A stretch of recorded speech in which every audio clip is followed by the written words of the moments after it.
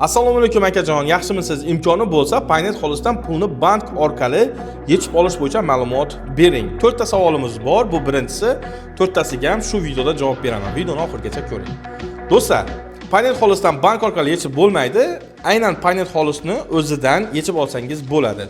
0.9% kartadan kartaga o'tkazsangiz, 1% Paynet kioskalaridan yoki-da agentlik nuqtalaridan 5 million so'mgacha 0%, 5 million so'mdan ortiq bo'lsa 1% da yechib olsangiz bo'ladi naqd ko'rinishida.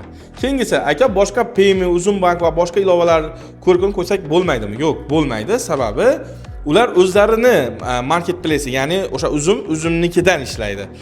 Biz aytayotgan esa hammasida ishlaydi. O'sha Paynet xolisdan olgan QR kodingizdan klik orqali ham, Payme orqali ham siz to'lovni amalga oshira bilasiz. Agar shunday QR kod bo'lsa, qilsangiz bo'ladi. Keyingisi, Paynet xolis ilovasi orqali ochilgan onlayn karta raqamiga klik orqali to'lasa bo'ladimi?